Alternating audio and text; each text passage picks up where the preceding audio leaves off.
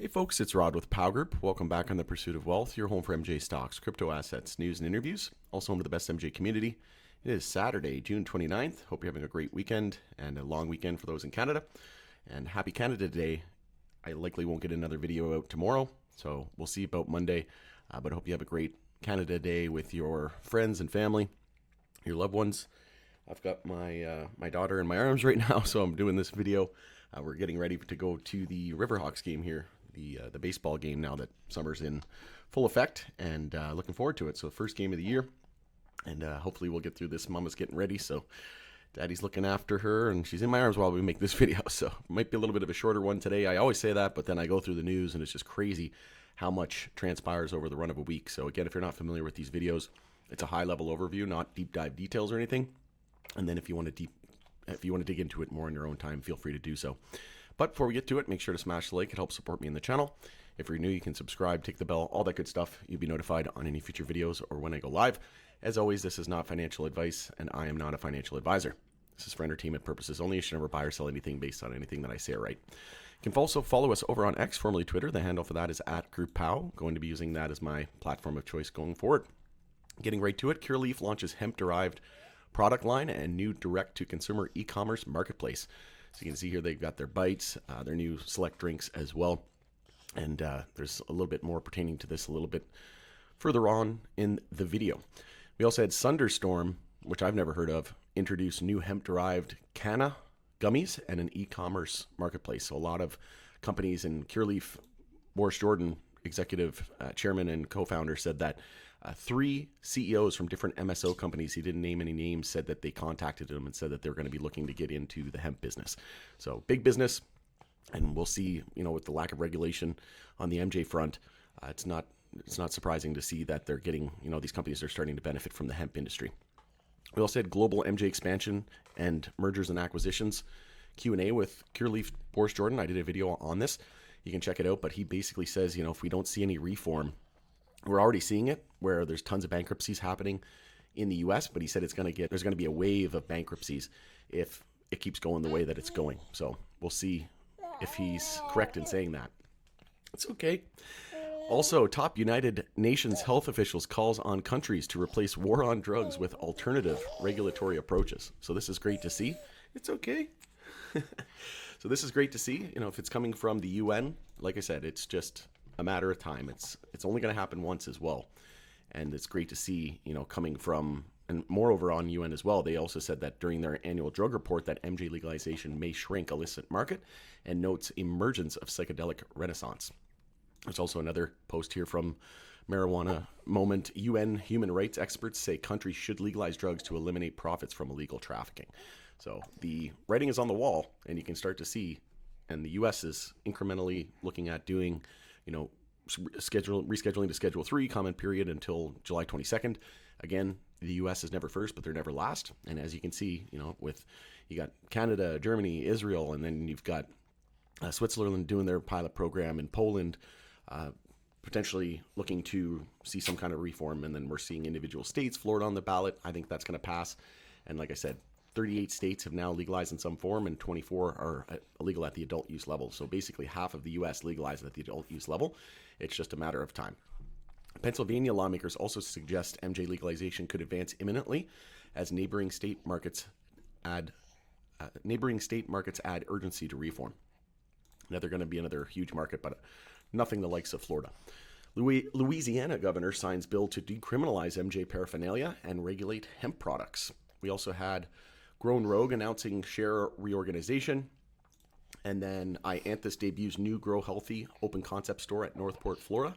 Dispensary grand opening. Haven't heard much from Ianthus lately, but I would say they're more than likely going to get acquired or merge with another company. Organogram also invests in Sanity Group, a leading German MJ company. So I've already done a video on this. You can check that one out for more details on this. But this is huge, and we know through Organogram's Jupiter, they're going to be looking to.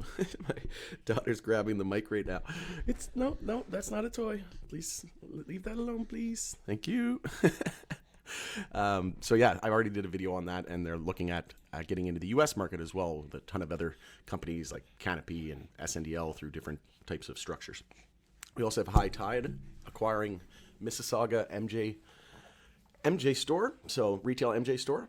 Wow, she's really not liking being sitting down at the moment. So I'll try to get through this a little quicker as possible.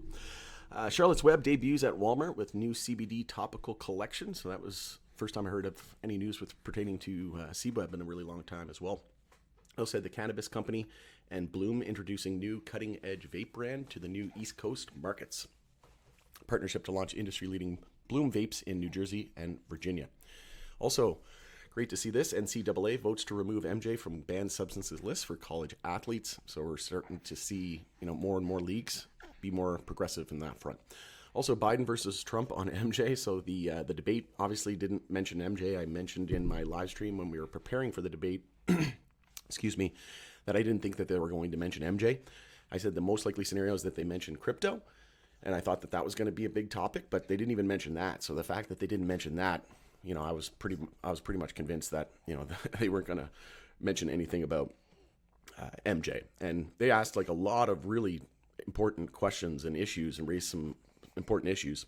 And there was times where they wouldn't even comment. They just kept dodging it and going back and like roasting each other and talking about a different topic. So even if they would have asked them anything on MJ legalization or crypto, blockchain, that type of thing, CBDCs, I don't even think they would have said anything. Also, C3 Industries to open 9th dispensary in Missouri, and that's the 25th store nationwide. We also had news at Tilray.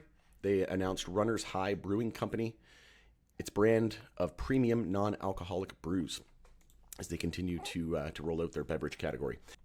All right, I had to pause the video there. She was getting pretty restless. I sat her down and laid her down. Hopefully she'll take a nap. I think she's just a little overtired. So going back, I was going through this article and she really started to belt it out. So we'll go through this again. MedMen creditors likely out millions, trustee and receiver documents say. And I've done a video on this, so you can check it out. But essentially, the only company that appears poised to get paid from the dissolution of MedMen is the Delaware LLC, known as Superhero Acquisition Corp., the only secured debtor that registered an interest with the Canadian trustee, which is owed more than $262.3 million overall, according to Ormond. So as we know, Superhero, 2/3 of that is owned by Tilray. So again, you can check out that video that I did for an in-depth analysis on that. Also, MJ not as dangerous as previously thought, Biden campaign says, as it promotes pardons and rescheduling in new ads. So I don't think anybody really, second guessed that. I think it's just been all propaganda and stigma and, multiple decades of lies. Mary Jones also announced HD9 shooters, expanding the iconic taste to the new beverage format. And as we know, Tilray has a partnership to bring their beverages, Mary Jones Soda, to Mary Jones brand through a partnership with Jones Soda to Canada, starting in Ontario.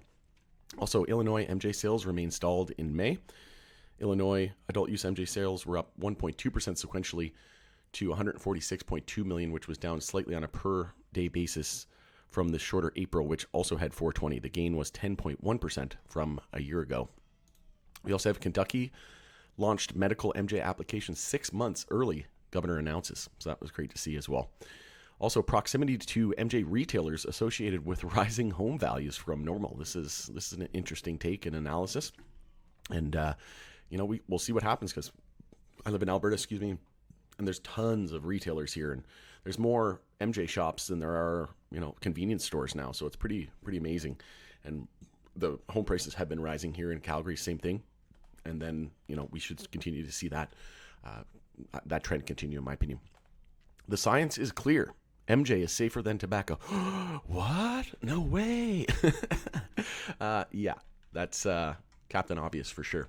That was the Daily Montanan. So, again, I think, no one really disputed this. If you've been consuming MJ, if you've been consuming tobacco or alcohol, you know that MJ's light years ahead. It's way better for you, right? There's just no comparison.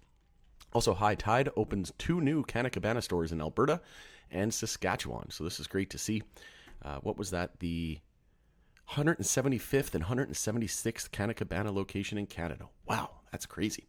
And as we know, they've been doubling their store count in Ontario, as the Ontario government allowed them retailers to increase from 75 to 150. So they still have a lot of work to do just in Ontario and Canada, and then Germany looking to fast track Pillar 2. And then once the US opens up, there's so much growth ahead, it's not even funny.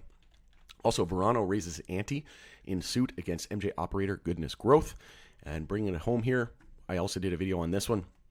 U.S. House Democrats introduced bill to federally legalize MJ, and there was an update on it. So essentially, the update was another 45 Democratic representatives have signed on as co-sponsors for a total of 91 as of June 27th, 2024. So gaining some traction, which is great to see. Also, this kind of tanked some of the MJ stocks leading into the end of the day yesterday. This came out, published June 28th. IRS advises MJ businesses that they still can't take federal tax deductions due to 280E until rescheduling is finalized. So I didn't really think that there was going to be any confusion around that. Like I thought that was just common sense. I'm not sure why companies or people were thinking that they were going to be able to circumvent that before it was rescheduled. But we'll see. There's other companies that have gotten, I think Ascend Wellness, Trulieve got a refund, but maybe that was just due to certain aspects of their business, whether it be medical or what, but we'll see. Ultimately, it's going to get rescheduled, in my opinion. I think the most likely time frame is it gets rescheduled at some point in September, October, before the elections. Also, if you remember, I covered this a couple of times, and I shared my dissatisfaction, essentially, that I think that companies should disclose very clearly who their paid clients are in the MJ industry, and Weed Street 420 brought it up. He said that on his question, how are we supposed to know who's a paid client of TDR, so the Dales report, he said the Dales report just updated its disclosure policy, and that was like, I posted about it, and then about an hour or so later, Weed Street 420 posted about it, and then a couple of days later, we saw them come out with this. So the client list is now clear and transparent and no longer hidden on Google search. I was right that it was confusing, but my concerns were addressed. TDR produces quality content. My only issue was the disclosures. So I agree with that. I think Dale's report does a fantastic job. They have great quality content. A lot of their interviews, they're a little bit more softball style. It seems like they probably get the questions kind of rehearsed ahead of time and approved by, different companies and compliance departments. But that's one thing I'm looking to incorporate more on my channel, but not as easy to get people on when you're not getting paid money from them every month, right? It's harder to get these CEOs, which another thing is a little weird about this is like, why are CEOs paying $10,000 a month, $7,500 a month when they can come on my channel for free, or other, not just my channel, like any channel in general, right? And like, this is shareholder money that they're paying with, right? So kind of strange, but kudos to them for getting, I think they're getting close to $1 million. So you can see here, we're being paid $10,000 per quarter by High Tide. They're being paid $7,500 USD per month from Canopy Growth. We are being paid $7,500 per month from New Lake Capital. We are being paid 10,000 CAD per month from MaryMed. We are being paid 7,500 USD per month from TerraSend. We are being paid 7,500 USD per month from Village Farms.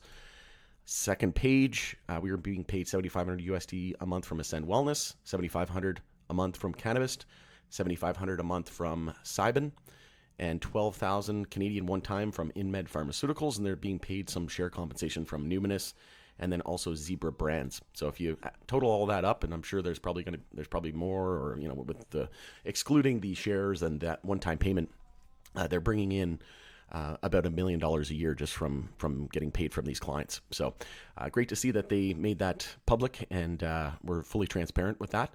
That's a staggering number for sure, and they're probably going to get more clients. So pretty crazy to think about. Almost $1 million. Wow, crazy. All right, going to end it there. Hope you enjoy the rest of your weekend. It's Rod with Power Group. Thanks again for joining us on the Pursuit of Wealth, and go Riverhawks go. See you on the next one.